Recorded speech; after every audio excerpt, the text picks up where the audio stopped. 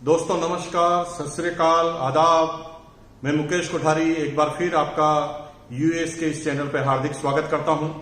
दोस्तों 10 मई से लगातार हम अलग अलग लीडरों के फंक्शन में बैठ रहे हैं। मेरा अगर पर्सनल अनुभव बताऊं तो मैं काफी सीखा हूं। मैंने अभी यूएस में कई ऐसे लीडरों को पहली बार लंबा इतना सुना है और मजे की बात है कि मुझे गर्व महसूस होता है मेरी टीम के ऊपर कि यूनिक एजुकेशन सिस्टम की जो टीम है उसका एक एक लीडर, उसके अंदर इतने सारी प्रतिभाएं छुपी हुई है। और दोस्तों बहुत सारे सब कोर लीडर हैं, कोर लीडर हैं और बहुत ही जल्दी साल भर के अंदर 2 साल के अंदर ये सारे प्री कोर और सब कोर लीडर हमारे कोर टीम के अंदर का हिस्सा होंगे। और दोस्तों इन सब लोगों को सुनने का आपको मौका मिलेगा। दोस्तों आज इस लाइव वेबिनार में कुछ विशेष टॉपिक को लेकर आज हम हाजिर हुए हैं। मैं एक बार फिर परिचय दे दूं, मेरा नाम मुकेश कोठारी है और मैं राजस्थान का रहने वाला हूं। राजस्थान में एक छोटी city Bhilwara, basically textile city है। 1973 में मेरा जन्म भीलवाड़ा में हुआ, इसी भीलवाड़ा में, और अपनी पूरी एजुकेशन मैंने भीलवाड़ा राजस्थान में ली। आई एम सिंपली बीकॉम, ज्यादा पढ़ा लिखा नहीं हूं मैं। मेरे से बहुत सारे ज्यादा पढ़े लिखे लोग होंगे। मैं आपको सत सत प्रणाम करता हूं, आपकी बुद्धिमत्ता को प्रणाम करता हूं, आपके ज्ञान को प्रणाम करता हूं। जीवन का अगर कोई भी और दौर होता तो शायद मैं आपका शिष्य होता और मैं आपसे सीख रहा होता, लेकिन आज मैं यहाँ पर सिर्फ इसलिए आया हूं क्योंकि आरसीएम का मेरे पास थोड़ा सा अनुभव आपसे ज्यादा है। पिछले 20 साल का मेरा आरसीएम का अनुभव है और उसी की वजह से आज मैं इस वेबिनार में हूं और आप सुन रहे हैं। बाकी निश्चित रूप से मैं आपको जिंदगी भर सुनूंगा और आप ही लोगों से जिंदगी भर मैं सीखता आया हूं और सीखता रहूंगा। दोस्तों 1973 में जन्म के बाद अपनी एजुकेशन कंप्लीट करने के बाद एक प्राइवेट नौकरी से मैंने अपना इकोनॉमिकल कैरियर चालू किया था।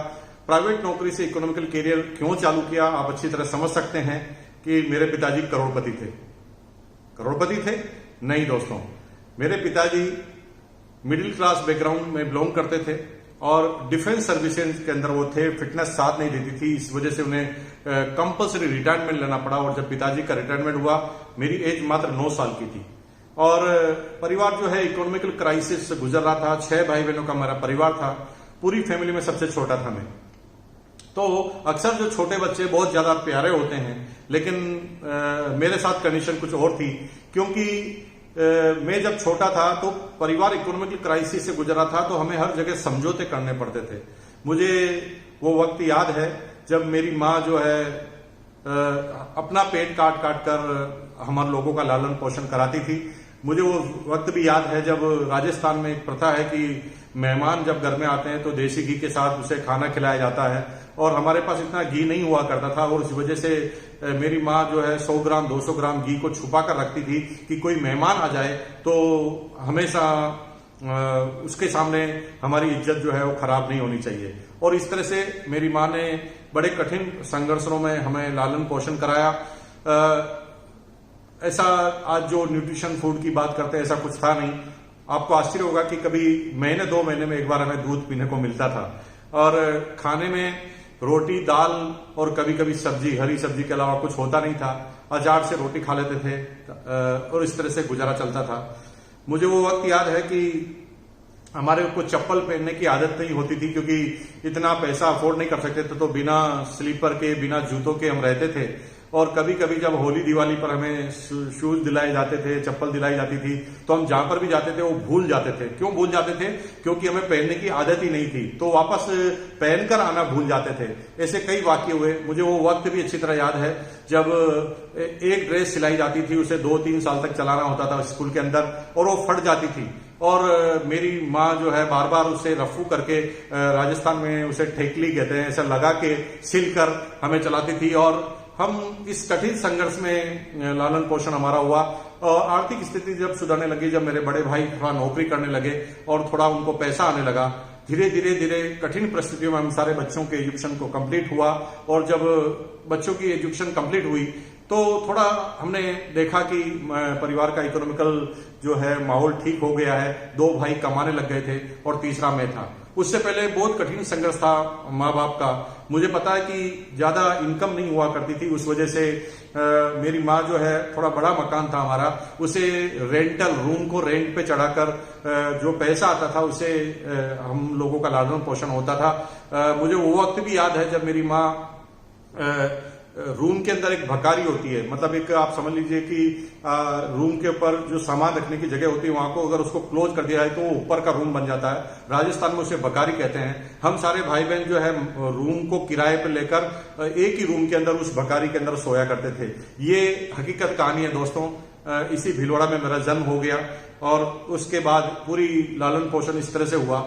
लेकिन बचपन से ही पैसा कमाने की जिद थी अंदर, क्योंकि परिवार में जब भी हम इकोनॉमिकल क्राइसिस देखते थे तो उसकी वजह सिर्फ पैसा होती थी और बार बार दिमाग में कूटकर भरा हुआ था कि मुकेश कोठारी खूब पैसा कमाना है, इतना पैसा कमाना है कि पैसे का ढेर लगा देना है। लेकिन ऐसा मैं केवल सोचता था, लेकिन इसके जरिया मेरे पास नहीं था। और आपको आश्चर्य होगा इस वजह से, जब मैं बीकॉम का एग्जाम दिया तो अंदर काम करने की इतनी कूट कूट कर मेरा काम, मतलब अंदर भावनाएं भरी थी। इस वजह से क्या हुआ कि मैंने बीकॉम का एग्जाम खत्म होते ही, हमारा जो जिस जगह हम रहते हैं वहां पर एक चौराया है जहां पर हम सारे दोस्त वगैरह मिला करते थे। कुछ बड़े दोस्त भी थे हमारे, जो हमारे से एज में बड़े थे, जो नौकरी करते थे। मैंने अपने एक दोस्त से जो नौकरी करता था, मेरे से उम्र में बड़ा था, मैंने उनसे कहा कि भाई देखो मेरा बीकॉम का एग्जाम हो गया है और मुझे अब नौकरी करनी है, कुछ जीवन में करना है। तो मेरे दोस्त ने कहा कि यार अभी इतना जल्दी क्या करेगा, अभी रिजल्ट तो आने दे। मैंने कहा रिजल्ट आएगा तब तक मैं सैलरी कम ले लूंगा, लेकिन मैं 2 महीने खराब नहीं करना चाहता, मैं काम सीखना चाहता हूं, मुझे क्या आप काम दिला सकते हैं? तो मेरे दोस्त की मदद से एक प्राइवेट नौकरी में मेरी शुरुआत हो गई और मुझे बताया गया था कि आपको मार्केटिंग के लिए रखा गया है, लेकिन ऐसा हुआ नहीं। मार्केटिंग के लिए उन्होंने रखा था, लेकिन मुझे, क्योंकि मैंने बीकॉम किया था तो मुझे अकाउंट्स का काम उन्होंने संभला दिया।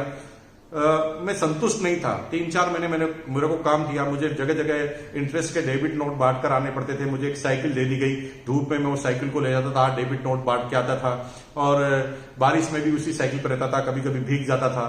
फिर 3 महीने बाद मैंने नौकरी चेंज की, फिर मैं मार्केटिंग फील्ड में आया और धीरे धीरे सर्विस मैंने की। दोस्तों, जब मेरी पहली सैलरी 750 रुपए आई थी ना, तो दोस्तों मुझे पहली बार जीवन में ये पता चला कि पैसा कमाना बहुत कठिन काम है। इसके बारे में सोचना आसान काम है, सपने देखना आसान काम है, लेकिन पैसा कमाना बिल्कुल भी आसान काम नहीं है। लेकिन ये दौर लगातार चलता रहा, क्योंकि इसके अलावा मेरे पास कोई दूसरा रास्ता भी नहीं था। इस वजह से ये दौर लगातार चलता रहा और हुआ ये कि पैसा कमाना चाहता था, इसलिए नौकरी के दौरान भी चुप नहीं रहता था। जब भी मुझे कोई नई चीज दिखती थी तो मैं उसके बारे में जानकारी लेता था, और जो आपके साथ होता था मेरे साथ भी होता था। जब मैं किसी को अच्छे समोसे की दुकान चलती थी उसको देखता था तो मुझे लगता था कि मुझे समोसे का बिजनेस कर लेना चाहिए। जब मैं स्टेशनरी की दुकान पे चलता था तो मुझे लगता था कि मुझे स्टेशनरी की दुकान कर लेनी चाहिए। और जब मैं किसी रेडीमेड के कारखाने में जाता था तो मुझे लगता था कि मुझे रेडीमेड का कारखाना खोल देना चाहिए था। इस तरह से दिमाग बार बार भटकता था, मैं अपनी नौकरी से संतुष्ट नहीं था। और इस दौरान मैंने कई तरह के बिजनेस किए, बिजनेस माइंडेड था मैं दोस्तों, जीवन में कुछ बढ़ना चाहता हूं। और आज आपका सीखने का पॉइंट नंबर यह है कि अगर कामयाब आपको होना है तो नौकरी से आप जिंदगी भर कामयाब नहीं होंगे। आपको अपना पर्सनल खुद का बिजनेस करना पड़ेगा, क्योंकि उसके अंदर आप खुद मालिक होते हैं और खुद जवाबदार होते हैं। जो लोग मालिक होते हैं, जवाबदार होते हैं, हर चीज की जिम्मेदारी लेते हैं, उन्हीं लोगों को बड़ी इनकम मिला करती है, बाकी उनको इनकम नहीं मिला करती। और दोस्तों, इस दौरान मैंने कई तरह के बिजनेस किए। कभी कंपनी मुझे कलकत्ता भेजती थी, मैं वहां से कुछ चीज उठा के लेता था। सीडी प्लेयर का जमाना था, 3000 का सीडी प्लेयर लाकर 4000 में भेज देता था। कभी शर्ट्स को खरीद कर भेज दिया करता था। इस तरह के कई मैंने बिजनेस किए। स्टूडेंट लाइफ में भी मैंने कई तरह के बिजनेस किए। मैंने पतंग की दुकान लगाई हुई है। इस तरह से जब राखी का सीजन आता था मैं राखी की दुकान लगा लेता था। जब नारियल का सीजन आता था मैं नारियल की दुकान लगा लेता था। इस तरह के कई बिजनेस नौकरी से पहले भी मैंने किए और नौकरी के बाद भी मैंने किए। लेकिन दोस्तों, ये सारा काम करने के बाद भी मैं संतुष्ट नहीं हो पा रहा था। मैं एक ऐसे बिजनेस की तलाश में था जिससे मेरी राह खुल जाए और जिसमें मैं कामयाब हो जाऊं, कि वो जो पॉइंट है वो मुझे प्राप्त नहीं हो रहा था। और नौकरी में लगभग मुझे 8-9 साल बीत गए थे और 8-9 साल बीतने के बाद मेरी अच्छी खासी सैलरी हो गई। I am the deputy marketing manager और मेरी 13,000 बेसिक सैलरी हो गई। सब कुछ ठीक था, गाड़ी भी था भाई साहब। गाड़ी का मतलब कंपनी मुझे टूर करने के लिए गाड़ी भी प्रोवाइड करती थी, उसका किराया भी प्रोवाइड कराती थी। मेरे पास एलएमएल वेस्पा स्कूटर भी हुआ करता था। और दोस्तों, सब कुछ होने के बाद भी मजा नहीं आ रहा था। मजा क्यों नहीं आ रहा? क्योंकि जो मैं हासिल करना चाह रहा था वो मुझे मिल नहीं पा रहा था। और इस दौरान लगातार ये काम चलता जा रहा था। और तभी मेरे जीवन में एक घटना घटी। वो घटना थी, मैं जिस कंपनी में काम करता था उसी कंपनी में मेरे ही बॉस मिस्टर प्रहलाद राय जी, जो आज मेरी अपलाइन है, ग्रेट अपलाइन है, जिससे मैं जीवन में बहुत कुछ सीखता हूं, मेरे ही बॉस ने मुझे पहली बार डायरेक्ट सेलिंग के बारे में बताया। और डायरेक्ट सेलिंग में बताने के बाद उस प्लान को देखते ही मैं समझ गया कि शायद यही वो बिजनेस है जिसे हमें करना चाहिए। दोस्तों, जब ये प्लान देखा और मैंने इस बिजनेस को करने की ठानी तो बड़े चैलेंज थे, क्योंकि समय नहीं हुआ करता था। 12 घंटे की मेरी नौकरी होती थी और 12 घंटे की नौकरी के बाद मुझे इस बिजनेस को करना होता था। और ये करना इसलिए जरूरी है, बिजनेस को करना जरूरी है, ये मुझे पता था, क्योंकि मेरी लाइफ थी ना वो बिना एक्साइटमेंट की थी। कोई एक्साइटमेंट नहीं था लाइफ के अंदर। क्या था मेरी जिंदगी, अगर मैं आपको खोल के बताऊं तो नौकरी के दौरान होता क्या था। अगर आपकी भी अगर इसी तरह की हालत है तो आप मेरे से रिलेट कीजिए। क्या करता था मैं, रोज सुबह उठता था लगभग 6 बजे के आसपास। उठने के बाद मॉर्निंग वॉक पे जाता था। मॉर्निंग वॉक से वापस आता था तो बीवी चाय तैयार लेकर रखती थी। चाय और बिस्किट हम साथ में लेते थे, अखबार पढ़ते थे। अखबार को ऐसे पढ़ते थे जैसे पूरी दुनिया की समस्याएं मुझे और मेरी बीवी को ही संभालनी है। लेकिन पूरे अखबार पढ़ने के बाद जब मैं अखबार पढ़ता रहता बड़ा ध्यान से, तो वाइफ कहती थी कि आज तुम्हें ऑफिस नहीं जाना है क्या। तब एकदम अचानक नींद खुलती और मैं तुरंत बाथरूम की तरफ दौड़ता, फ्रेश होता, तैयार होता। और तैयार होने के बाद मैं डाइनिंग टेबल पर आकर बैठता। मेरी बीवी मुझे नाश्ता करवाती और नाश्ता कराने के बाद मैं अपनी यूनिफॉर्म पहनता ऑफिस की और ऑफिस के लिए रवाना होने के लिए स्कूटर की तरफ जाता। स्कूटर की 1-2 किक लगती, क्योंकि उस समय स्कूटर ऐसे नहीं होते थे दोस्तों कि आज तो सेल्फ किक के स्कूटर हैं, सेल्फ किक की मोटरसाइकिल है जहां पर आपको सेल्फ दबाना है और सीधी मोटरसाइकिल और स्कूटर स्टार्ट हो जाता है। उस समय जितने भी मोटरसाइकिल और स्कूटर हिंदुस्तान में होते थे उस पर हमें किक लगानी पड़ती, और ऐसा कोई भी स्कूटर और मोटरसाइकिल नहीं था जो एक किक में स्टार्ट हो जाए। और सुबह और होता यह था कि 3-4 किकों की आवाज आती थी, तब बीबी को पता चल जाता था और बीबी अंदर से दौड़कर आती, मेरे हाथ में टिफिन दे देती और टिफिन को लेकर मैं ऑफिस के लिए रवाना होता। पूरे लंच तक मैं काम करता, फिर लंच के टाइम में मैं टिफिन को खाली करता, यानी खाना खाता, और खाना खाने के बाद टिफिन को वापस ठीक रख के फिर मैं काम करता। रात की 8 बजती, घर पर जाने का समय होता, मैं टिफिन को स्कूटर पे टांगता और घर की तरफ वापस रवाना हो जाता। फिर क्या होता दोस्तों, टाइमिंग इतनी परफेक्ट होती है नौकरी क्लास वालों की, उनका हर वक्त एकदम फिक्स टाइम होता है, एकदम सिस्टमेटिक लाइफ होती है। लेकिन आपको मैं बता देना चाहता हूं, better life is the enemy of great life. एक अच्छी जिंदगी हमेशा एक महान जिंदगी की दुश्मन होती है। अगर आप अच्छी जिंदगी जी रहे हैं तो आप समझ लीजिए कि आप जीवन में कोई बड़ा काम नहीं कर पाएंगे। आने वाली पुश्तियां आपका नाम याद नहीं रखेंगी, आपके बच्चे आपका नाम याद रखेंगे, बच्चे के बच्चे हो सकता है दादाजी का नाम याद रखे, लेकिन तीसरी पीढ़ी में आते आते आपका नाम भी खत्म हो जाएगा। दोस्तों, ये नौकरी क्लास वालों की जिंदगी है। और होता क्या कि मैं ठीक 8 बजे आता, 8 बजे वहां से रवाना होता। मुझे लगभग 6 से 7 मिनट का टाइम लगता था स्कूटर पर घर पर पहुंचने का, और बीबी को भी पता था 8:07 मिनट से 8:10 पर वो घर पर पहुंच जाएंगे। और जब मैं वहां पर पहुंचता तो बेल बजाने से पहले ही गेट खुल जाता। दोस्तों, टाइमिंग देखिए परफेक्ट। बीबी मुझे देखती और बिल्कुल भी मुस्कुराती नहीं। ये मेरा रोज का रूटीन था। मुंह उसका फुला रहता और मेरा भी रूटीन था, मेरा भी अनुभव था। मैं धीरे से मुस्कुराकर बोलता, क्या बात है डार्लिंग। जो ही मैं बोलता था क्या बात है डार्लिंग, बीबी का बोलना चालू। और दोस्तों, ढाई ढाई ढाई, तुम्हारी मां ने ये कर दिया, बच्चों ने ये कर दिया, पड़ोसी ने ये कर दिया, इसने ये कर दिया, लगातार आधा घंटा तक फायरिंग हुई।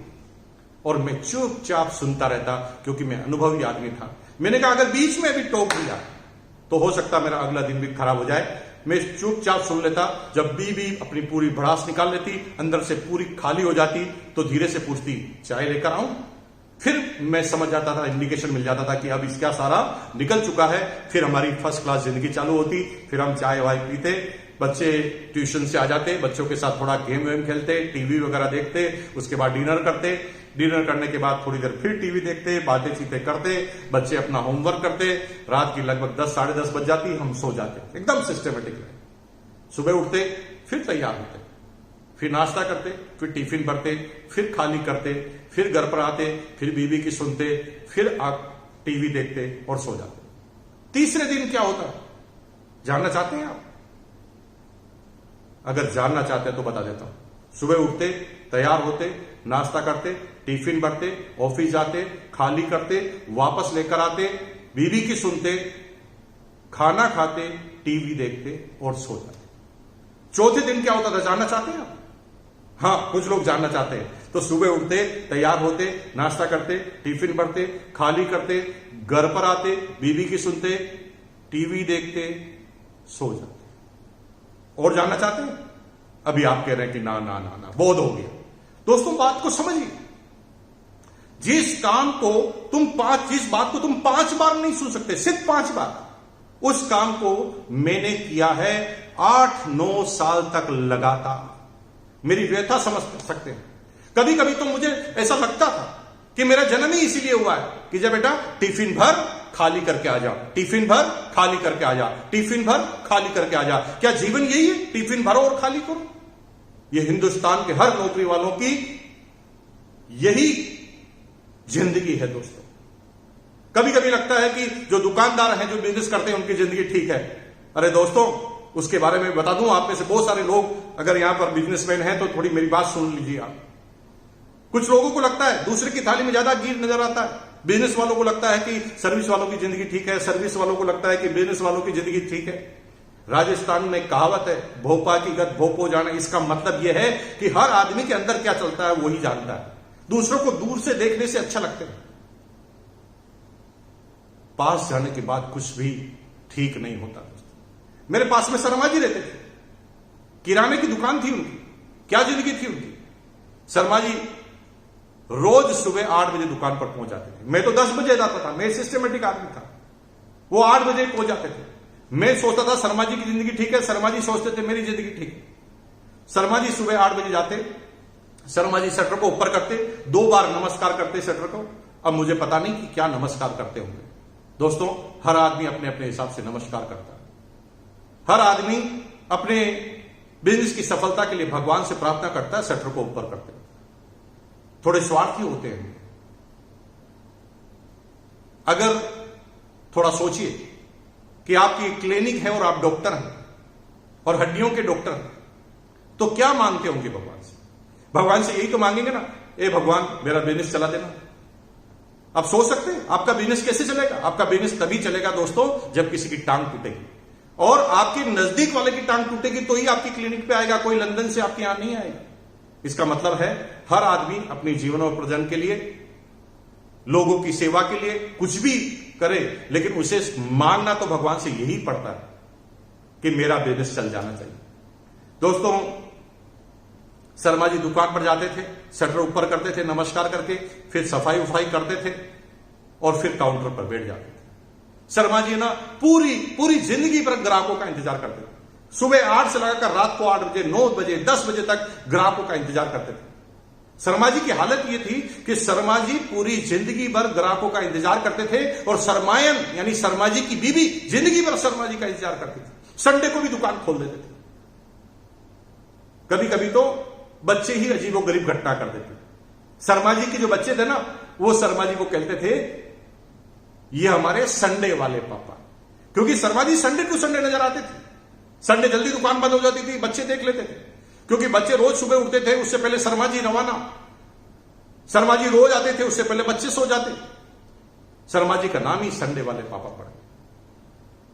सुबह जाते शटर ऊपर कर लेते, शाम को आते शटर नीचे करके घर पर।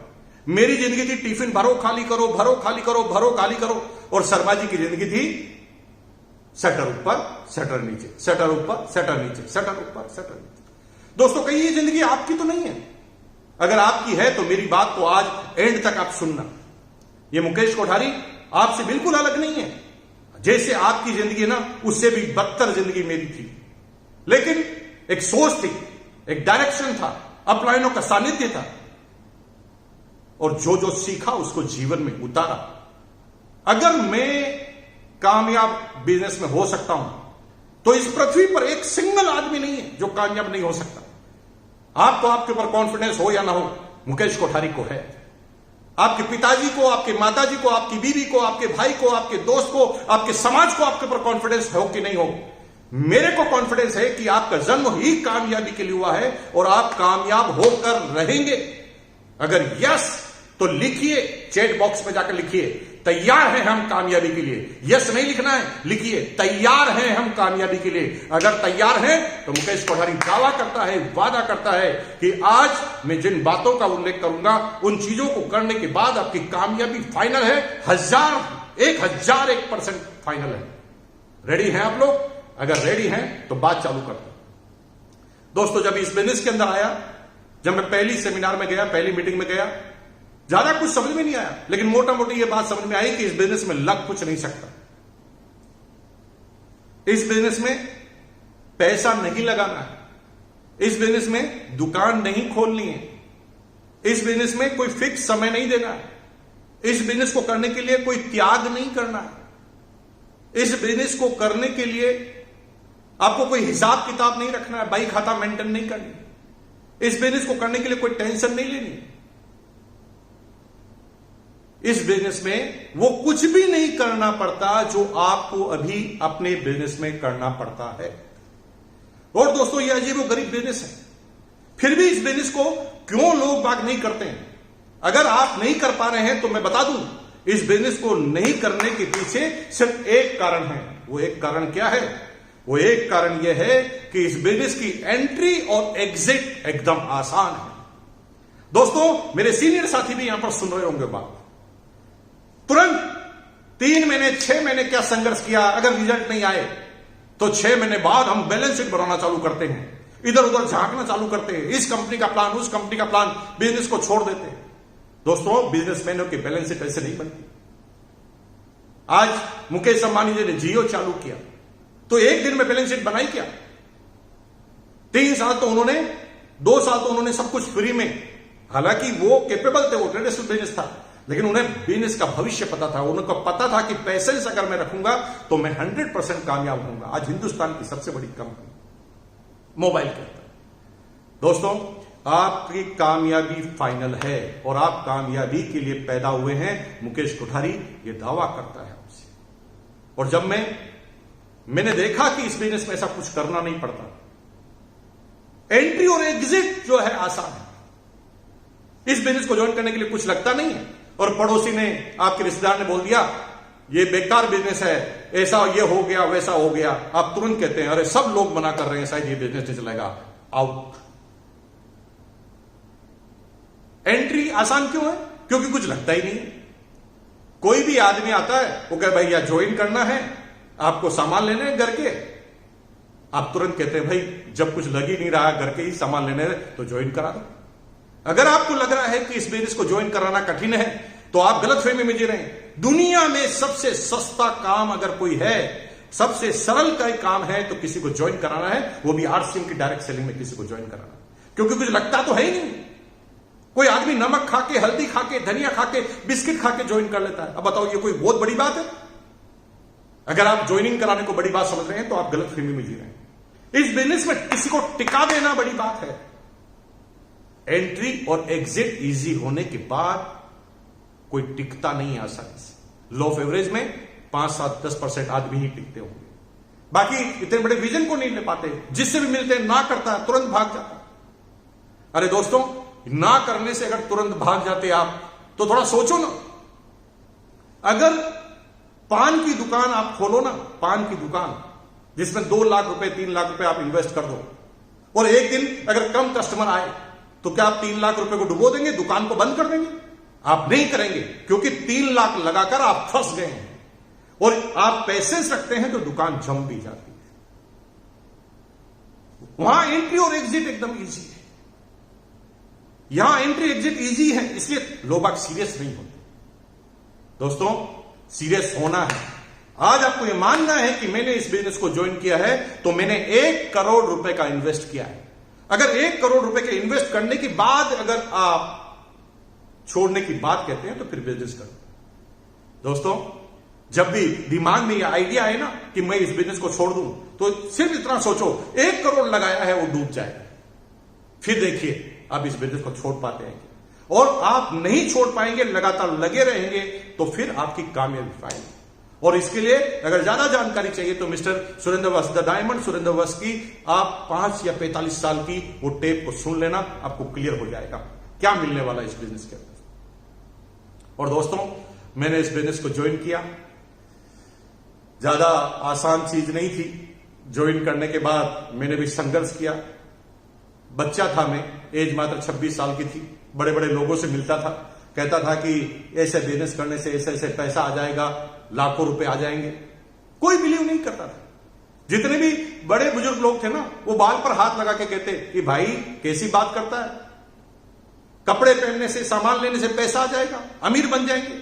ये बाल है ना, धूप पे सफेद नहीं हुए हैं, उम्र देखी है हमने। और दोस्तों, मेरे पास कोई जवाब नहीं होता था। ये जवाब क्यों नहीं होता था? क्योंकि मेरे पास अनुभव नहीं था। अगर आप अभी किसी के पास जाते हैं, सामने वाला मना कर देता है, तो इसका मतलब यह है कि आप समझा नहीं पाए हैं। इसका मतलब यह नहीं कि बिजनेस खराब है, इसका मतलब सीधा सीधा यह है कि आप नहीं समझा पाए। पहले मैं समझाता था 10 को, एक भी नहीं समझता था। अब मैं 10 को समझाता हूं, 8 समझ जाते हैं। क्या अंतर आया दोनों चीजों में? दोनों चीजों में यह अंतर आया है, एक जगह एक भी दिन का मेरे पास अनुभव नहीं था, एक जगह मुझे 20 साल का अनुभव है। और 20 साल के अनुभव के बाद मुझे पता है कि आदमी मना क्यों करता है, ना क्यों करता है। और अल्टीमेट आज 10 में से 8 का रिजल्ट आता है। अगर आपके 10 में से 1-2 के रिजल्ट आ रहे हैं तो परफेक्ट है, एकदम सही जा रहे हैं आप। इससे अच्छा कुछ नहीं होता है, सबके साथ यही होता है। लेकिन हम लोगों से तुलना करते हैं, वो मनी सर्कुलेशन कंपनियों से तुलना करते हैं। और हिंदुस्तान में कुछ लोगों ने कचरा बनाया हुआ है डायरेक्ट सेलिंग। वो डायरेक्ट सेलिंग को भविष्य के लिए नहीं करते, वो डायरेक्ट सेलिंग को सिक्योरिटी के लिए नहीं करते, डायरेक्ट सेलिंग से अपनी पीढ़ियां नहीं चलाना चाहते। वो तो दुकानदारी खोल रखी है, आज इस कंपनी में, आज उस कंपनी में, आज इस कंपनी में, आज उस कंपनी में, और खरीद फरोख्त करना चालू कर देते हैं। दोस्तों, 20 साल हो गए मुझे लगातार।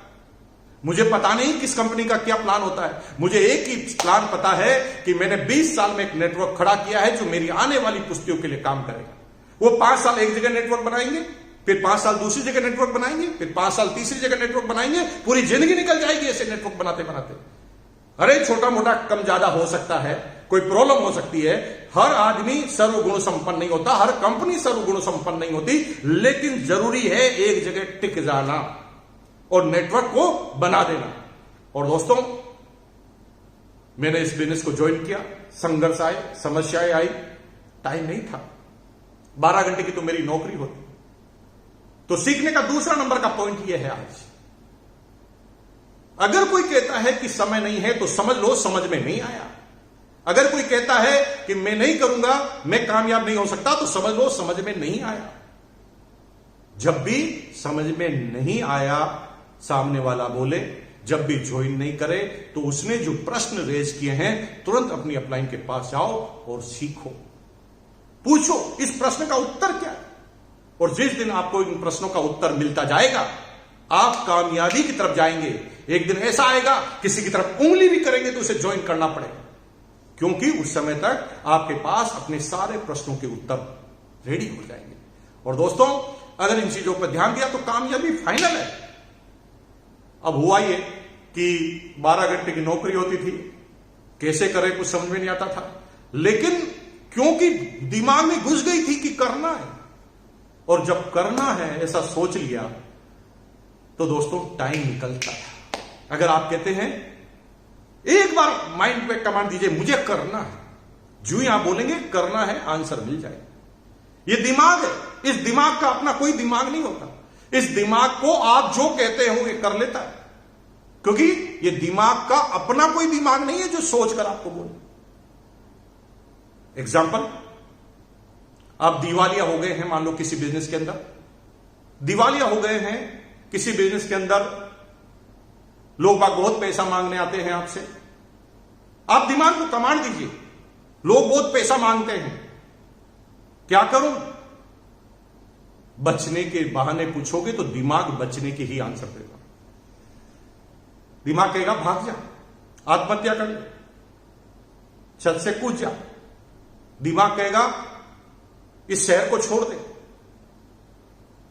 आप दिमाग से कहना कैसे छोड़ू, मैं तो फर्स्ट फ्लोर पे हूं, नीचे आदमी खड़े, वो कहेगा पीछे से चले जा। वो कहेगा पीछे से कैसे जाऊं, मैं फर्स्ट फ्लोर पे हूं। वो कहेगा बीबी की साड़ी अलमारी में पड़ी होगी, उसको बांध के भाग जा। ये दिमाग आपको सारे आइडिया देगा, क्योंकि आपने प्रश्न ही भागने का पूछा, क्योंकि दिमाग के पास अपना कोई दिमाग नहीं। अगर इसी दिमाग से पूछो, मैं इसी जिल्लत भरी जिंदगी नहीं जीना चाहता, मैं स्वाभिमान की जिंदगी जीना चाहता हूं, मैं फिर अपने दम पे खड़ा होना चाहता हूं, मैं हर व्यक्ति का पैसा चुकाना चाहता हूं, क्या करूं? तो यही दिमाग जिसने भागने की सलाह दी थी, यही दिमाग अब आपको कहेगा जा, जो पैसा मांगता उसके सामने जा, आंखें नीचे कर और हाथ जोड़कर बोल कि भाई नुकसान हो गया, पैसा नहीं है, नहीं दे सकता। अब दो तरीके हैं, या तो मुझे मार मार के खत्म कर दो, और दूसरा तरीका है मुझे समय दो। अगर मुझे समय दिया, अगर मुझे कामयाब होने का मौका दिया, तो मैं आपका एक एक पैसा चुकाऊंगा। और जब ये वर्ड बोलते हैं तो दुनिया का भारी से भारी पहलवान भी समझ जाता है कि इसका कर क्या सकते हैं। मारेंगे तो सारे पैसे डूबेंगे, और वक्त देंगे तो पैसे आने के चांस भी। और दोस्तों, आपने जो दिमाग को कमांड दी, वही दिमाग ने महसूस की, उसने उसका ही आंसर दिया। मैंने कहा करना है, तो फिर रास्ते निकले। रोज ऑफिस से जाने से पहले 2 घंटे 8 से 10 लोगों से मिलता था उनकी जगह पर जाकर, और रोज 8 से 10 रात को लोगों से जाके मिलता था। संडे के दिन छुट्टी होती थी। मेरा एलेबल वेस्पा स्कूटर है, आज भी मैंने रखा हुआ 2395 एलेबल वेस्पा 150 NV। उस स्कूटर पर मैं और मेरा साथी संडे के दिन लगभग 175 किलोमीटर आना, 175 किलो जाना, उदयपुर चित्तौड़ होते हुए हम स्कूटर पर जाते थे, हाथ में किट लेकर। वो क्रेज था दोस्तों। ज्वाइन करना बहुत बड़ी बात है। सामने वाला कहता है, इंटरेस्ट भी लेता था ना, तो हमें इतनी खुशी महसूस होती थी, हमें लगता था कि हम एक पॉइंट की तरफ जा रहे हैं। आज आपके पास क्या नहीं है। हमने जब इस बिजनेस को चालू किया, हमारे जब सीनियर अपलाइन ने जब इस बिजनेस को चालू किया, कुछ नहीं था दोस्तों, इस बिजनेस में कुछ नहीं था। आज आपके पास पिकअप सेंटर है, जगह जगह सामान मिलता था, उस समय केवल भीलवाड़ा के अंदर ही सामान मिलता था। आज आपके पास डिपो है, उस समय केवल भीलवाड़ा में ही डिपो था। आज आपके पास एग्जाम्पल है, डायमंड के एग्जाम्पल है, 25-25 लाख रुपए पर मंथ कमाने वालों का एग्जाम्पल है। हमने जब काम किया था ना, एक भी कमीशन नहीं आया था। जब मैंने ज्वाइन किया था, कोई कमीशन नहीं आया था किसी को। जब किसी को प्लान बताते थे ना, तो कहते थे तेरे को कितना आया, तो हम कहते थे तुम जुड़ोगे तभी तो आएगा। यह हकीकत थी दोस्त। आज आपके पास इतने प्रोडक्ट हैं, हमारे पास सिर्फ एक प्रोडक्ट था। आज आपके पास मीटिंग है, सेमिनार है, अपलाइन की गाइडलाइंस है, अपलाइन का अनुभव है, यूनिक एजुकेशन सिस्टम है, लेकिन हमारे समय में ऐसा कुछ था ही नहीं। एक ही चीज थी, दिमाग में घुस गया था कि करना है। अगर आपने दिमाग में घुसा लिया कि करना है, तो मुकेश कोठारी गारंटी देता है कि आप कामयाब होंगे। आज आप बोलिए मैं तैयार हूं, लिखिए, चैट बॉक्स पे लिखिए मैं तैयार हूं। मैं वेट करता हूं, जब सारे लोग लिखेंगे तो मैं बात करूंगा, नहीं तो समझ लीजिए सेमिनार समाप्त हो गई। लिखिए मैं तैयार हूं। अगर आप तैयार हैं तो मैं भी तैयार हूं। क्या होता है, लगातार संघर्ष की कहानी चालू रहती है, लेकिन जब हम लगातार करते रहते हैं तो लॉ ऑफ एवरेज काम करता है दोस्तों। कई लोग आते हैं, मना कर देते हैं। कई लोग ज्वाइन करते हैं, 5-7 दिन एक्टिव रहते हैं, खत्म हो जाते हैं। कुछ लोग 2-3 महीने एक्टिव रहते हैं, खत्म हो जाते हैं। लेकिन लॉ ऑफ एवरेज से जब हम लगातार लगे रहते हैं, तो कोई ना कोई आदमी हमें अपने जैसा मिलता है। अभी डायरेक्ट सेलिंग में सबसे बड़ी गलती क्या करती है? जो नई कंपनियां आती है वो गलती करती है, जो पुराने लीडर हैं वो गलतियां करते हैं, जो सेट वर्कर नेटवर्कर हैं वो गलतियां करते हैं। वो लीडर को खरीदने का प्रयास करते हैं। लीडर को खरीदिए मत, लीडर को बनाइए। अगर बेसमेंट में ए से लगाकर जेड तक आप उसे सिखाएंगे तो लीडर बनेगा। थोड़ा सोचो, आपका बच्चा सीधा 25 साल का पैदा हुआ होता, या 25 साल के बच्चे को आप गोद लेते। ऐसा क्यों है कि बड़े बच्चों को गोद नहीं लेते? जब हमें किसी दूसरे व्यक्ति को अनाथालय से गोद लेना होता है तो हम बाल्य अवस्था में उसे गोद लेते हैं। इसलिए लेते हैं कि हम अपने हिसाब से संस्कार उसे सिखा सकते हैं। एक आदमी जो पैसों की वजह से किसी और कंपनी में टूट के गया है, आप कैसे मानेंगे कि वो उस जगह भी टिकेगा? कोई तीसरी कंपनी आएगी, फिर वो जाएगा, फिर चौथी कंपनी आएगा जाएगा। इसलिए लीडर के सिलेक्शन करते हुए ध्यान रखें कि किस लीडर के साथ आप ज्वाइन कर रहे हैं। ऐसा तो नहीं है कि आपके पूरे जीवन को घुमा दे, अपने स्वार्थ की वजह से, अपने लाभ की वजह से वो आपको यूज कर ले। दोस्तों, संघर्ष हुआ, लेकिन धीरे धीरे लीडरशिप क्रिएट हुई। जब पहली एनिवर्सरी में मैं रॉयल्टी एच्योर बना और जब मुझे सम्मानित किया गया, बीसी छाबड़ा जी स्टेज से बोल रहे थे, भाई और बहनों, मैं अब आपके सामने बुलाने जा रहा हूं एक डायनामिक पर्सनालिटी जिसकी एज मात्र 27 साल की है। 27 साल की एज में उस व्यक्ति ने इतना बड़ा कमाल करके बताया, रॉयल्टी जैसी इनकम, रॉयल्टी आएगी इनके मरने के बाद भी, इनके साथ भी, इनके बाद भी, पीढ़ियों को सुरक्षित कर लिया है। जब मेरी टीम के 50 आदमी वहां पर बैठे थे ना दोस्तों, वो एक्साइटेड हो गए। जिस दिन मैंने टीम के साथी को एक्साइटेड कर दिया, समझ लो मेरा काम चालू हो गया। सीखने का पॉइंट नंबर 3 है, इस बिजनेस में बोलो मत, बकबक मत करो, ये करना चाहिए, वो करना चाहिए। अरे ज्ञान का भंडार है और अभी ज्ञान तो यूट्यूब पे मिलता है और जो चाहो वो ज्ञान मिलता है। नहीं परवाह करना उसकी, करके दिखाना। दुनिया में करके दिखाने की वैल्यू है, बोलने की वैल्यू नहीं। जब करके दिखाते हो तो लोग सुने, लोग फॉलो करें। सिर्फ बातें करोगे कोई फॉलो नहीं करे। टीचर ने करके नहीं दिखाया, टीचर ने आपको सिर्फ पढ़ाया है, तो हम बाद में जिंदगी भर फॉलो नहीं करते, बस सम्मान करते। आदर्श नहीं मानते, आदर्श उनको मानते हैं जिसने कुछ करके बताया है। मदर तेरेसा कुछ करके बताया है, रतन टाटा, धीरूभाई अंबानी कुछ करके बताया। हम लोग आदर्श मानते हो। जो लोग करके बताते हैं वो आदर्श बन जाते हैं। और दोस्तों, चैलेंज आए, पहली रॉयल्टी में मैं गया, लोग एक्साइटेड हो गए। लोगों को पहली बार विश्वास हुआ, मेरी डाउनलाइन के लोगों को पहली बार विश्वास हुआ कि ये हम भी कर सकते हैं। अगर मुकेश कोठारी ने 1 साल में हमारे सामने करके बताया तो हम क्यों नहीं कर सकते।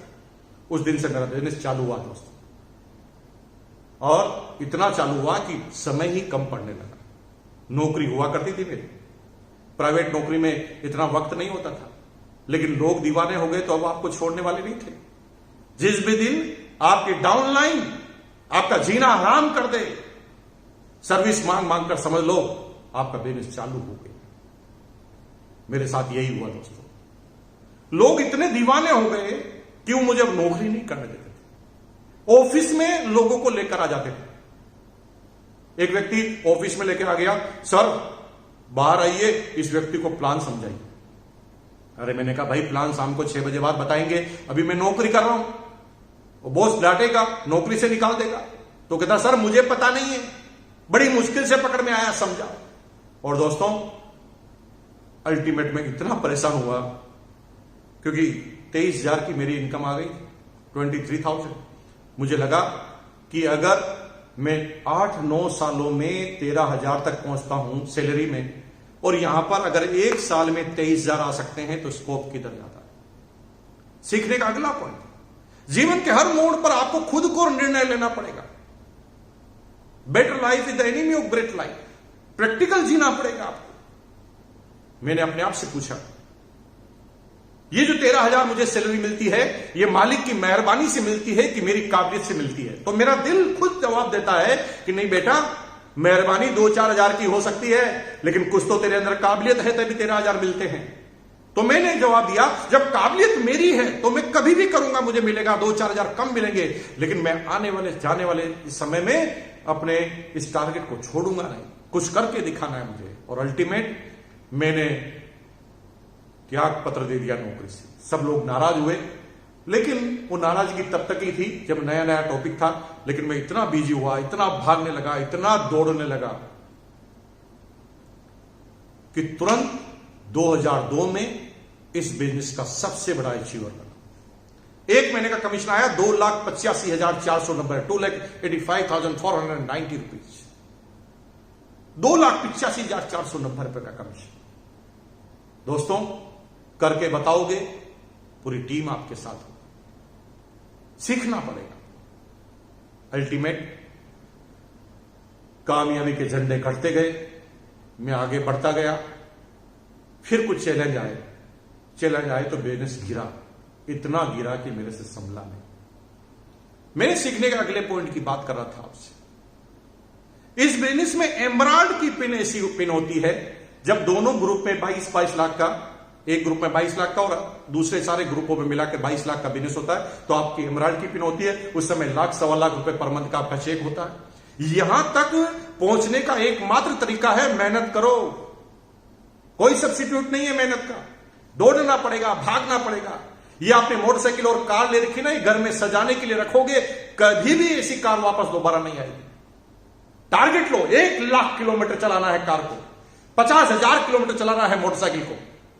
इतना दौड़ो, इतना भागो, इतना फील्ड में जाओ, एक भी दिन शांत मत रहो। अगर आपने ये कर लिया तो फिर हर महीने के कमीशन से कार आएगी, हर महीने। आज कार लेना हमारी मजबूरी है। हमें कार इसलिए लेनी पड़ती है क्योंकि चार्टर्ड अकाउंटेंट बोलता है कार नहीं लोगे तो डिप्रिसिएशन आपको मिलेगा नहीं, टैक्स ज्यादा जमा करना पड़ेगा। एक दिन कार लेना शौक था, आज कार लेना मजबूरी है। अल्टीमेट एमराल्ड तक तो आसानी से पहुंच जाएंगे आप, मैं भी 2,50,000 तक पहुंच गया। लेकिन एक समय बाद इस बिजनेस को संभालना आना चाहिए, मैनेजमेंट आना चाहिए। क्योंकि टीम जब बड़ी हो जाएगी, आपके पास समय कम हो जाएगा, क्योंकि आपके पास तो 24 घंटे हैं, 1 सेकंड नहीं बढ़ा पाएंगे आप। तो इतनी बड़ी टीम को कैसे मैनेज करेंगे? उसे हमें सिस्टम का सहारा लेना पड़ेगा, टूल्स का सहारा लेना पड़ेगा। सिस्टम क्या है? सिस्टम ये है यूनिक एजुकेशन सिस्टम। आज जो वेबिनार हो रही है, यूनिक एजुकेशन का सिस्टम है। आज मैं घर से बाहर नहीं निकल रहा हूं, लेकिन घर में बैठकर मैं आज आपको संबोधित कर रहा हूं और हजारों आदमी सुनेंगे। ये सिस्टम, जब आपकी टीम में आप डुप्लीकेट तैयार कर देते हैं, सिस्टम तैयार कर लेते हैं, आपको जो आता है वो सिखा देते हैं। ये मत कीजिए कि मेरी बोलबाला हमेशा रहना चाहिए। हमेशा सोचिए जितना भी मुझे आता है मैं सामने वालों को समझा दूंगा। डुप्लीकेट कीजिए, डे 1 से डुप्लीकेट कीजिए। पहली बार जब वो रजिस्ट्रेशन फॉर्म भरता है ना ऑनलाइन, मत भरिए खुद, आप उसे जाइए, उसके पास जाइए, खोल के बोलिए वेबसाइट, आप भरिए, मैं हूं ना आपके पास। कोई पिकअप सेंटर खोलता है तो उसे खुद खोलना सिखाइए। जब एक एक चीज को आपने डुप्लीकेट कर लेंगे तो टीम आपकी तैयार हो जाएगी। और दोस्तों, मेरे साथ यही हुआ कि मैं डुप्लीकेट नहीं कर पाया, मेरा बिजनेस गिरा, इतना गिरा है कि आई एम द डिप्रेशन। फिर घटना घटी जो मैं पिछली सेमिनार में बोल चुका हूं। 3 महीने तक डिप्रेशन में रहा। जब जागा तो मुझे लगा कि नहीं, मैं इस बिजनेस में कामयाब हो सकता हूं। वो कहानी, वो कविता बचपन में आपने सुनी होगी, लहरों से डरकर नौका पार नहीं होती, कोशिश करने वालों की कभी हार नहीं होती। असफलता एक चुनौती है, स्वीकार करो, क्या कमी रह गई देखो और सुधार करो। जब तक ना हो सफल तुम, नींद चैन की त्यागो तुम, संघर्षों का मैदान छोड़ मत भागो तुम, क्योंकि कुछ के बगैर जय जयकार नहीं होती, कोशिश करने वालों की कभी हार नहीं होती। मैंने अपने आप को चेंज किया। उस समय चाहता था तो मैं किसी को ब्लेम कर सकता था। 90% लोग जब नाकामयाब होते हैं तो अपनी नाकामयाबी का कारण सामने वाले में देखते हैं। कुछ लीडर जो है बिजनेस में कामयाब नहीं होते, छोड़ के चले जाते हैं, क्विट कर जाते हैं। उनसे पूछो, बड़े बड़े लीडरों से पूछो तो क्या बोलेंगे? कंपनी खराब, हमारी अपटाइम खराब थी, हमारी डाउनलाइन खराब थी, पिकअप सेंटर वाला खराब था, डिपो वाला खराब था, बारिश ज्यादा आ गई थी, गर्मी ज्यादा पड़ गई थी, तूफान आ गया था, साइक्लोन आ गया था, सरकार बदल गई थी, सरकार गलत थी। अरे कितने ब्लेम करोगे यार? अगर ये सब कुछ गलत है तो फिर कुछ लोग तुम्हारे इसी गलती में कैसे कामयाब हो गए? ये तुम सिर्फ अपने आप को संतुष्ट कर रहे हो। अगर कामयाब नहीं हुए तो आपको मानना पड़ेगा मैं एकमात्र कारण हूं। इस जीवन में न आप अपनी बीवी को सुधार पाएंगे, न बच्चे को, न समाज को, न देश को। अगर किसी व्यक्ति को सुधारा जा सकता है तो खुद को। आप अपने आप को सुधारने के अलावा और कुछ नहीं कर सकते। और दोस्तों, जब मैंने अपने अंदर बदलाव किए, जब मैंने सोचा कि मुझे क्या क्या करना चाहिए, तो दोस्तों धीरे धीरे मुझे पता चलने लगा। और उसके बाद मैं बिजनेस में तेज गति से आगे बढ़ने लगा। इतना तेज गति से आगे बढ़ा कि आज मुझे बिजनेस को करते हुए 20 साल हो गए हैं। 20 साल में मुझे क्या क्या मिला है मैंने पिछले वेबिनार में बोल दिया। आज बहुत सारे मकान हैं, मकान बनाने का ही बिजनेस है, होटल्स है। आज जिस जगह मैं होटल में शूट कर रहा हूं, अपनी पिछली जो वेबिनार थी मैंने दूसरी होटल में शूट की थी।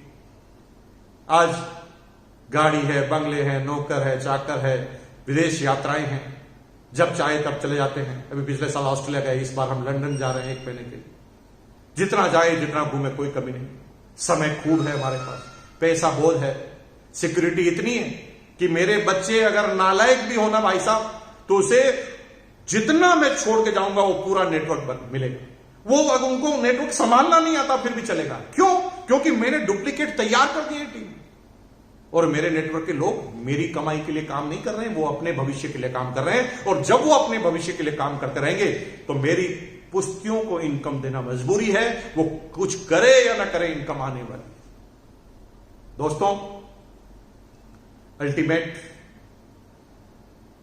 क्या क्या मिला मैं उस पर नहीं जाऊंगा, वो आप मेरी प्रोफाइल वीडियो में आप देख लेंगे क्या मिला क्या नहीं मिला। मैं आज जाऊंगा कामयाबी का क्या कारण है। कामयाबी का एकमात्र कारण है नो, NO, नो।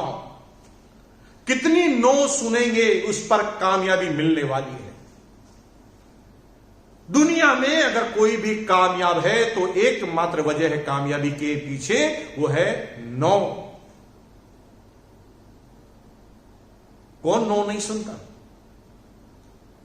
अब सिर्फ 3 आदमी ने मना कर दिया और आप परेशान। 1 आदमी ने मना कर दिया, परेशान। अरे दोस्तों, थोड़ा सोचो। वो मारुति कार का डीलर है ना आपकी सिटी में, कितने कारें बिकती है कितने आदमी आने के बाद? कभी जाके परसेंटेज पूछना। 100 आदमी आते ना, 100 आदमी, 100 आदमी कार के शोरूम पे चढ़ते हैं ना, सिर्फ 3 कारें बिकती है, 3 ओनली। 97 आदमी जो आते हैं ना, वो केवल देख कर जाते हैं, गाड़ी में बैठ कर जाते हैं, टेस्ट ड्राइव करके जाते हैं, चाय पी कर जाते हैं, नाश्ता करके जाते हैं। और सेल्समैन को पता है कि ये फर्जी आदमी है, खरीदेगा नहीं, लेकिन वो भविष्य का कस्टमर है, इसलिए वो कभी भी बेरुखी से पेश नहीं आता। वो कहता ना कोई बात नहीं सर, नया मॉडल आएगा तब आप खरीद लेना, सर आप चाय तो पी के जाइए, सर आपका मोबाइल नंबर देख के जाइए। 97 लोगों से ना सुनने के बाद 3 कारें दी। उस 2 व्हीलर की शोरूम की कंपनी पर जाइए मालिक, कभी वाच कीजिए। 100 आदमी आते ना, तब 5 से 10 2 व्हीलर बिकते हैं। 90 लोगों की ना सुनने के बगैर 10 बिक नहीं सकती। जिन लोगों ने करोड़ों रुपए लगाया है, कार वाले ने 50 करोड़ से ज्यादा इन्वेस्ट किए हैं, 2 व्हीलर वालों ने 5 से 7 करोड़ से ज्यादा इन्वेस्ट किए, फिर भी वो इतनी ना क्यों सुन रहे हैं? क्योंकि इतने पैसे लग चुके हैं। अगर वो नेगेटिव हो जाएगा तो सीधा पैसा डूबेगा, फंस गया है। आप खुशनसीब आदमी हैं कि फंस नहीं रहे, बिना फंसे ना सुनना है। आप क्या बात करूं मैं आपसे, ना सुनने में इतनी प्रॉब्लम। अगर नहीं समझ में आ रहा है तो जाइए अपने मोहल्ले के अंदर, आपके पास में जो बाजार है उसके अंदर जाके जाइए, साड़ी के शोरूम पे जाइए। एक लेडीज है ना, एक लेडीज जब तक 100 साड़ियां बिखेर नहीं देती तब तक वो एक खरीदती नहीं। और कई बार तो ऐसा होता है 100 बिखेर कर कहती है कि भैया इसमें थोड़ा पिंक मिलेगा क्या? सेल्समैन बेचारा 100 साड़ी खोलने के बाद भी दौड़ जाता है, पिंक कलर लेकर आता है। तो भाभी जी कहते हैं नहीं नहीं, थोड़ा इससे थोड़ा और पिंक। वो बेचारा और भागा जाता है और पिंक लेकर आता है। जब और पिंक लेकर आता है तो कहता भैया आप समझ नहीं रहे, बिल्कुल स्लाइड सा पिंक। सेल्समैन को इतना गुस्सा आता है कि हथौड़ा ठोक दे उसके सिर पर, लेकिन वो प्रेम से भाभी जी अच्छा है, खुद साड़ी पहन कर बताता। और कई बार तो 100-200 साड़ियां खुलाने के बाद भी लेडीज बोलकर जाती है भैया आज है ना कुछ समझ में नहीं आ रहा। तो सेल्समैन और दुकानदार कहता है भाभी जी कोई बात नहीं, कल परसों है 1 महीने बाद नया स्टॉक आने वाला, आप पधारिए। 100 साड़ियां खुलने के बाद एक नहीं बिकती, इतना ना सुनते हैं। और फिर भी ना क्यों सुन लेते हैं? क्योंकि करोड़ों रुपया लग गया है शोरूम में। अगर आज ना सुनकर शोरूम बंद कर दे तो करोड़ों रुपया डूब जाएगा। और दोस्तों, इसीलिए वो कामयाब है, क्योंकि बार बार ना सुनते हैं। ना सुनने की वजह से वो कामयाब हो गए। अगर आप भी ना सुनने के लिए तैयार हैं तो नीचे लिखो, हम तैयार हैं। चैट बॉक्स पे जाकर लिखिए, हम तैयार हैं, मैं वेट करता हूं। अगर आप तैयार नहीं है तो छोड़कर जाइए। आपके लिए दुनिया पड़ी है, खूब कामयाबी मिलेगी आपको। हम आपसे, भगवान से प्रार्थना करेंगे कामयाबी मिलेगी। लेकिन अगर इस बिजनेस में कामयाबी चाहनी है तो लिखो, हम तैयार हैं।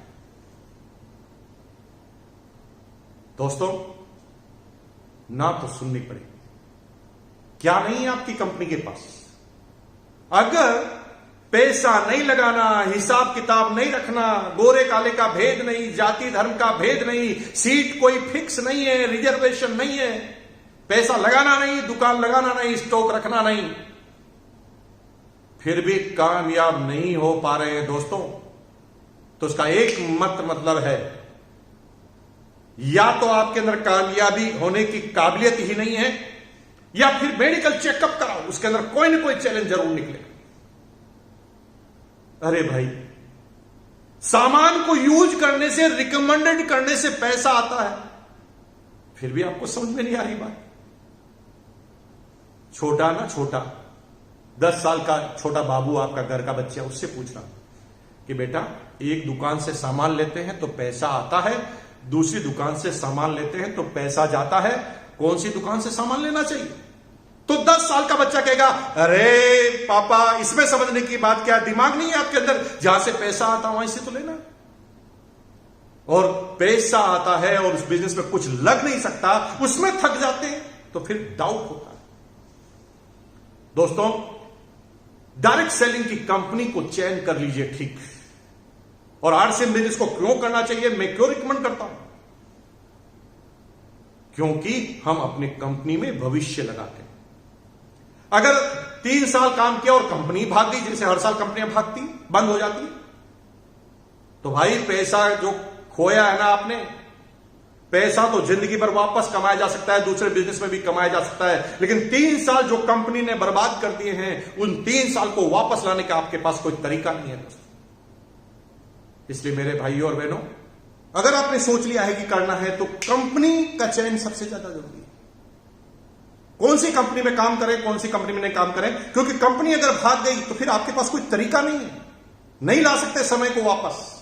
अगर समय को वापस नहीं ला सकते तो सही चयन होना जरूरी है, क्योंकि हम जिस कंपनी में काम कर रहे हैं उस कंपनी का टिकना बहुत ज्यादा जरूरी है। इसलिए सबसे पहले अगर आप ये चाहते हैं कि आपकी कंपनी कौन सी ज्वाइन करें, तो सबसे पहले कंपनी की प्रोफाइल को चेक कीजिए। हमारी कंपनी की प्रोफाइल क्या है? 17 लाख स्क्वायर फीट में तो केवल ऑफिस है। अरे सारी कंपनियों के एमएलएम ऑफिस को भी मिलाए ना, तो 17 लाख स्क्वायर फीट नहीं, 17 लाख स्क्वायर फीट का आरसीएम वर्ल्ड भीलवाड़ा के अंदर, जहां ऑडिटोरियम मौजूद है, जहां पर गेस्ट हाउस मौजूद है, जहां पर कैंटीन मौजूद है, जहां पर सारी चीजें मौजूद है, जहां पर रेगुलर एकेडमिक क्लास चलती है, 17 लाख स्क्वायर फीट का ऑफिस है। पोर्टफोलियो समझिए आप, कंपनी के 50% से ज्यादा प्रोडक्ट खुद बनाती है कंपनी। डायरेक्ट सेलिंग की सारी कंपनियां माल खरीद खरीद कर बेचती है। अरे दोस्तों, उनको इन्वेस्टमेंट इसलिए नहीं करना क्योंकि कभी भी भागना है। कंपनी के खुद के प्लांट है, सब जगह खुद के इन्वेस्टमेंट है। पिकअप सेंटर, हिंदुस्तान में कौन सी ऐसी कंपनी जिसके पास 10,000 पिकअप सेंटर हो? हिंदुस्तान की एक भी डिस्ट्रिक्ट ऐसी नहीं है, एक भी तहसील ऐसी नहीं है जहां पर आरसीएम का प्रोडक्ट अवेलेबल ना हो। 10,000 पिकअप सेंटर किसी के पास है तो मेरे से बात कीजिए।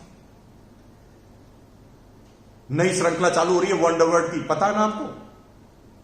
मॉल, आरसीएम के प्रोडक्ट के बड़े बड़े सेंटर, जहां पर गुड मॉर्निंग से गुड नाइट तक सारे प्रोडक्ट मिलेंगे और वो भी सजे हुए। इस साल 150 आरसीएम वर्ल्ड खुलने जा रहे हैं पूरे इंडिया में, जो हिंदुस्तान में दुनिया की कोई डायरेक्ट सेलिंग कंपनी अभी तक नहीं कर पाई है, वो आरसीएम करने जा रही है, आरसीएम वर्ल्ड के नाम से। डिपो की व्यवस्था सब जगह देखेंगे तो लगभग आपको एक जगह सेंट्रलाइज डिपो मिलेगा। आरसीएम के 120 से ज्यादा डिपो हैं और 120 में से 100 डिपो ऐसे हैं जो कंपनी के खुद के ऑन प्रॉपर्टी पर है। दोस्तों, इन्वेस्ट वही करता है जिनको बिलीव होता है कि हम टिकेंगे। जिनको भागना होता है वो कभी भी इन्वेस्ट नहीं करता। दूसरे नंबर की चीज क्या है? मार्केटिंग प्लान को समझिए। मार्केटिंग प्लान 3 तरह के होते हैं। पहला मार्केटिंग प्लान होता है इनकम ओरिएंटेड। ये इनकम ओरिएंटेड जो मार्केटिंग प्लान होते हैं ना, उसके अंदर सिर्फ पैसा पैसा पैसा पैसा पैसा, ये करोगे इतना आ जाएगा, वो करोगे इसका आ जाएगा, इसको इतना आ गया, उसको इतना आ गया, इसमें कार फंड आ गया, इसको ओडी कार आ गई, इसको मर्सिडीज कार आ गई। वो सिर्फ पैसा बताएंगे। दोस्तों, पैसा कौन बताता है? जिनको पैसा कमाना होता है। कंपनी अगर ज्यादा पैसा बता रही है तो कंपनी ज्यादा पैसा कमाना चाहती है। यह कंपनी का भविष्य धुरझूल में है। कभी भी कंपनी बंद हो जाएगी भाई साहब। मेरा अपना अनुभव है 20 साल में। इन 20 सालों में हर साल एक कंपनी को मैंने भागते हुए देखा है। जो बड़े बड़े दावे करते थे, करोड़ों रुपए आएंगे, अरबों आएंगे, चेक बताते थे, वो कंपनी कहां गायब हो जाती है हमें पता नहीं है। कितने लोगों के भविष्य को चौपट कर देते हैं। एक प्लान होता है जो हमेशा इनकम ओरिएंटेड होता है। इससे आपको बच के रहें। कोई आदमी ज्यादा पैसे पैसे पैसे की बात करे तो समझ लेना कि यहां पर कोई ना कोई गड़बड़ है। दूसरा होता है लीडर ओरिएंटेड। यहां पर बेसिकली कंपनियां सही होती है, लेकिन ये कंपनियां सही तो होती है लेकिन गलत लीडरों के प्रभाव में होती है। ये कंपनियां तेज गति से बढ़ने के लिए लीडर की खरीद चालू करती है। और दोस्तों, जो लीडर बिक जाता है वो कंपनी का क्या भला करेगा?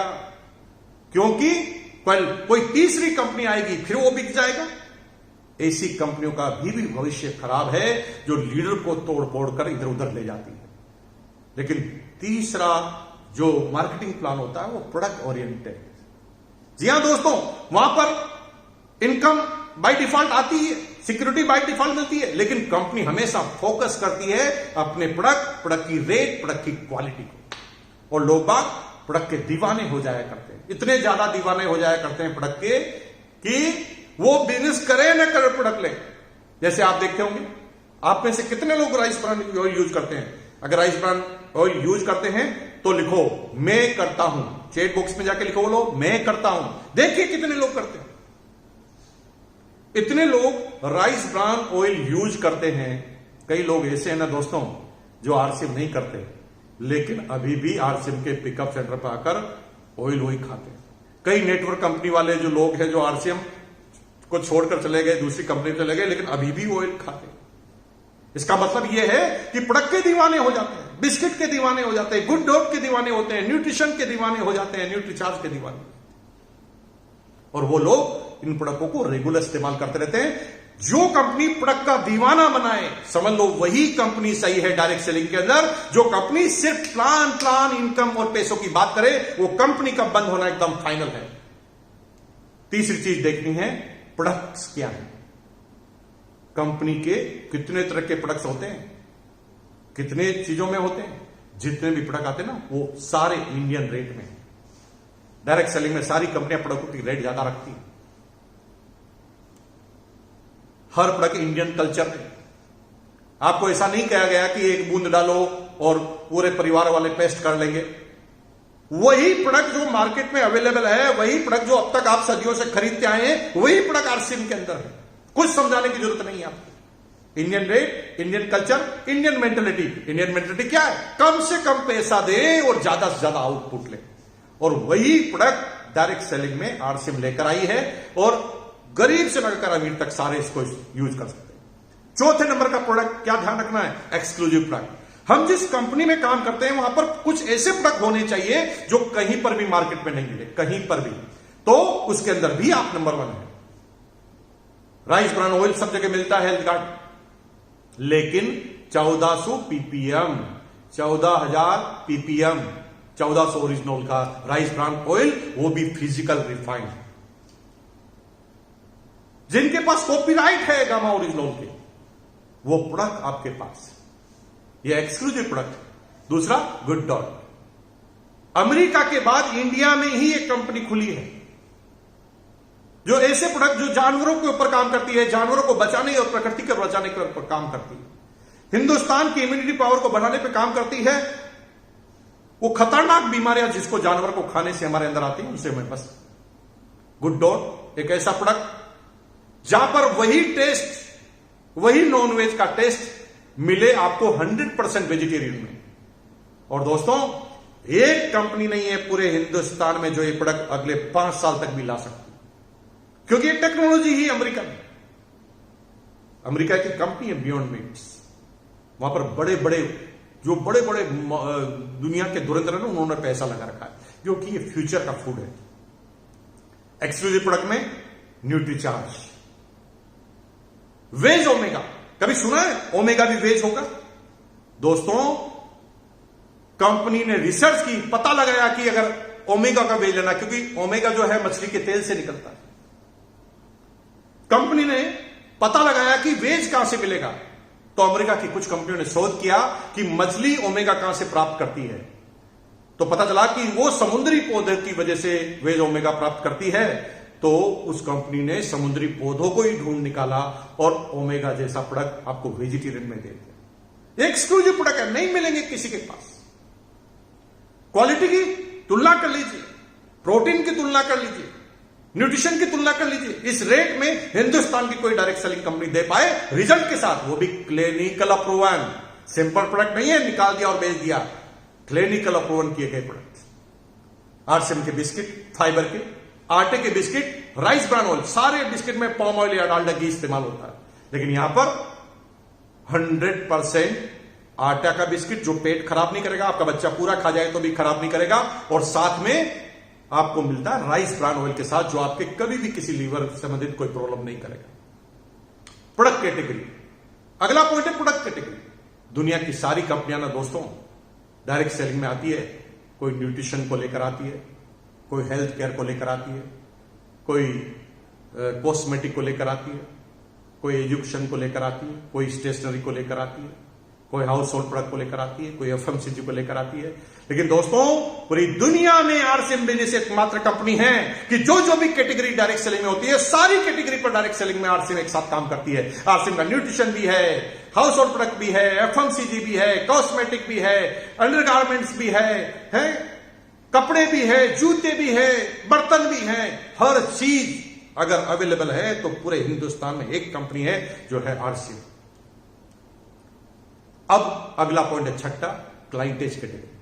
दुनिया की सारी कंपनियां या तो अपर क्लास पे काम करती है, या लोअर क्लास पे काम करती है, या मिडिल क्लास पे काम करती है। आरसीएम ही एक ऐसी कंपनी है जिसके पास 1 रुपए से लगाकर हजारों रुपए तक के प्रोडक्ट है।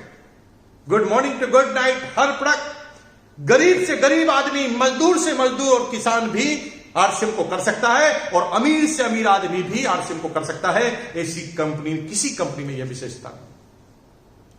और अगले पॉइंट पे आप जाएंगे तो एजुकेशन सिस्टम। जी हां दोस्तों, किसी भी कंपनी को सिलेक्शन करने से पहले उसके एजुकेशन सिस्टम को समझ लेना बहुत जरूरी है, क्योंकि एजुकेशन सिस्टम ही वो चीज है, वो रीढ़ की हड्डी है जो संस्कार डालेगी, जो उन संस्कारों की वजह से भविष्य होगा। सिर्फ पैसा कमाना नहीं सिखाते, मनी मैनेजमेंट भी सिखाते, टाइम मैनेजमेंट भी सिखाते, परिवार के साथ हंसना खेलना भी सिखाते, फैमिली विद बिजनेस भी खिलाते, बच्चों के संस्कार के प्रोग्राम भी होते हैं। ये एजुकेशन सिस्टम का कमाल है। ये एजुकेशन सिस्टम की वजह से इतनी सारी सेमिनार होती है हिंदुस्तान के अंदर। बेसिक है, कोर है, कार्डिनल है, ये हर चीज की ट्रेनिंग आपकी अपलाइनों के माध्यम से, इस सिस्टम के माध्यम से मिलती है। और दोस्तों, अगर आप इस एजुकेशन सिस्टम में आ जाते हैं तो आपको अधिकार होता है निर्णय लेने का। जब आपको लगता है कि ऐसा होना चाहिए तो बनिए स्टार रूबी और इस एजुकेशन सिस्टम का आ जाइए इस सिस्टम में हमारे साथ। और जब कंपनी हमें डायरेक्ट संवाद करे तो हम देंगे ना सजेशन जो चाहेंगे। लेकिन एक तरीका है नीचे बैठे बैठे सजेशन देते रहो, और दूसरा तरीका है स्टेज पर पहुंचकर सजेशन दो, क्योंकि प्रधानमंत्री जी को तो पूरी दुनिया सजेशन देती है, हर आदमी सजेशन देता है। वो किस किस की सजेशन को माने? सजेशन उसका माना जाता है जो कुछ करके आता है। जैसे भी परिस्थितियां हैं, जो सभी समय है, जो भी प्रोडक्ट है, जो भी सिस्टम है, जो भी प्लान है, आप लगातार लगे रहिए और इस प्लान के थ्रू आगे बढ़िए, बनिए स्टार रूबी, और फिर जो चाहता है वो बोलिए, फिर आपकी बात सुनी जाएगी, क्योंकि आप कुछ करके आए हैं। बिना करे आपकी बात कभी नहीं सुनी जाएगी। दोस्तों, 100% आप कामयाबी के लिए पैदा हुए हैं। मुकेश कोठारी गारंटी लेता है। मेरी बात पर बिलीव कीजिए, यूनिक एजुकेशन सिस्टम पर बिलीव कीजिए। आपका जन्म ही कामयाबी के लिए हुआ है, और मैं गारंटी लेता हूं दुनिया कोई गारंटी लेने ले, आपकी गारंटी मैं लेता हूं कि आपका जन्म कामयाबी के लिए हुआ है और आप कामयाब होकर रहेंगे। रोज शाम को 4 बजे जो यूनिक एजुकेशन सिस्टम का सेमिनार होता है उसको आपको अटेंड करना है। चले जाते हैं कभी कभी सिस्टम में चले जाते हैं, कभी आवाज में चले जाते हैं, कभी किसी चीज में चले जाते हैं। 2 तरीके हैं चैलेंज से, भाग जाओ, दूसरा है सीख जाओ। हम लड़ेंगे, सीखेंगे, आगे बढ़ेंगे। कितने भी चैलेंज आ जाए, हम दुनिया के टॉप पर हैं और दुनिया के टॉप पर रहेंगे, हमेशा रहेंगे। और टर्नओवर के मामले में भी हम पूरे हिंदुस्तान और पूरी दुनिया में छाने वाले हैं। लहरों से डरकर नौका पार नहीं होती, कोशिश करने वालों की कभी हार नहीं होती। जय हिंद, जय आसियान, जय भारत। बहुत बहुत धन्यवाद आपका। Thank you once again. इस चैनल को सब्सक्राइब करना मत भूलना, बेल आइकन का बटन दबाना मत भूलना। मेरा खुद का पेज है, मेरा चैनल है मुकेश कोठारी पे जाइए, उसमें एक एक पॉइंट पर आपको अलग अलग वीडियो मिलेंगे। मनी मैनेजमेंट का अलग वीडियो मिलेगा, स्टूडेंट के लिए अलग मिलेगा, महिलाओं के लिए अलग वीडियो मिलेगा। जितने भी प्रश्न आपके अंदर आते हैं वो मैंने सारा अपने चैनल के अंदर बोलना चालू कर दिया है। मेरी जो गलतियां हैं उसको भी मैंने बोला है। मुकेश कोठारी चैनल को भी आप सब्सक्राइब कीजिए, उसमें बेल आइकन का बटन दबाइए और यूनिक एजुकेशन सिस्टम को भी आप सब्सक्राइब कीजिए। बहुत बहुत धन्यवाद। Thank you once again.